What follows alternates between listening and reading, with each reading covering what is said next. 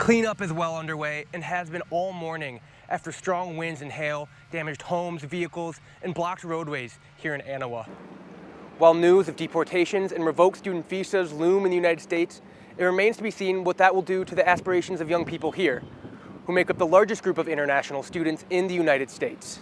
They're in week 3 of a 4-week program, and next week they're gonna make treats.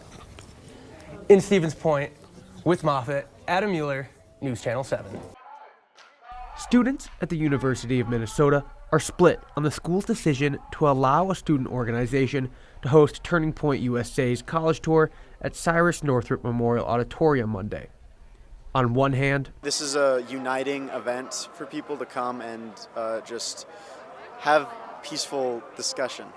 While on the other, we stand strongly against hate and the atmosphere of hate that's created when the university allows something like that to happen on campus.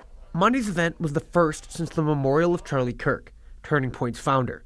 Kirk was shot and killed September 10th while speaking at Utah Valley University. The event at Minnesota was led by conservative political commentator Michael Knowles. Crowd members cited protecting values and promoting free speech as reasons for attending. It's important to represent our beliefs and what we stand for. So I think it's important when there's an opportunity to support who's here, we come together and do that together to bring unity instead of separation. I think they should have an open heart and an open mind and always listen to what other people think, even if you don't believe what they think. By the time the doors had opened, the line stretched around the block past the corner of Pleasant Street and Pillsbury Drive. A small group of people were present outside the Northrop Auditorium protesting Kirk and other conservative leaders. They declined interviews. The reaction was geographically split as well. A local chapter of Black Lives Matter organized what they called an emergency response protest on the other side of the river. This country must do better. Yeah! Students for a Democratic Society member, Shay Ross, was one of the students in attendance. People are just very upset that the university and its spaces that we pay for with our tuition are being used to foster hate and spread lies. The university stated on the event listing that it is, quote, not endorsing or sponsoring the activities conducted by the presenters of the American Comeback Tour, end quote. The Washington Avenue Bridge was about the only thing spanning the day's gap. It's not between Republicans and Democrats. It is between evil and good. We want to tell our administration that we don't agree with them being here at all. In Minneapolis, Adam Mueller for the Crest.News. I wrap diapers, count diapers. 7s, 6s, 5s. When Wausau's Kathy Zern finds the time, I work on my little dolls or hats. In fact, she starts crafting for Wausau's babies before she even gets to work. This is the shoes, this is the pants. Kathy says she can make a doll a day. And then you have a shirt, and then the head, and then the hair. Any prediction of how many things that she's knitted, do you think? Oh my gosh, no. A lot. A couple hundred. I joined Kathy on her bus ride to the baby's place, where she's worked for 4 years. There's such a need out there for diapers and baby formula, and we're always busy. But her work there almost came to a halt. I got a call on Thursday, and I returned the call. I was told my job was done on Monday. The program that provided Kathy with her job had its funding slashed.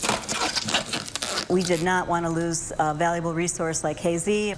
A neighbor's place had an emergency board meeting to see if they could hire me, and they did. It was a no-brainer for us to hire her immediately. Kathy could continue.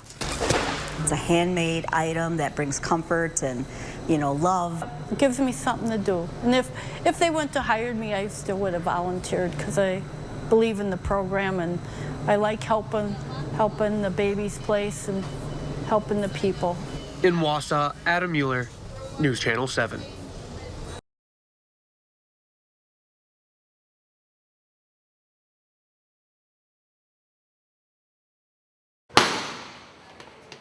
Long before Eddie Valenzuela Rivera stepped into the ring, he already had a #1 fan. Me and my pops, man, I remember from the first day I hated boxing, man. He forced me in the boxing gym. The UST senior is now just days away from his pro boxing debut at the Grand Casino Hinckley on September 19th. Now that I can actually call myself a professional athlete is like, just feels unreal, man. Who would have thought, right? Who would have thought? His dad, Cesar Valenzuela, in his corner every step of the way.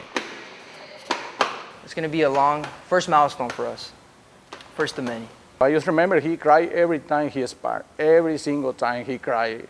And I'm always tell him, you know, it's okay, you can cry, but you can never quit. He forced me to go every day. I don't want to go, I don't want to go. I hated it, man. At one point, like a switch turned in me, and I realized I have potential in this. He's been training for this fight and his multiple state amateur titles on top of a heavyweight load of mechanical engineering classes. I'm measuring to like the 15-minute increments, you know, where I'm going to be, the drive there, how long am I going to be there for. So it sucks, man, but we got big goals, so we're just going to make it work. The fighter that fans will see in Hinckley isn't the Eddie that Cesar knows so well.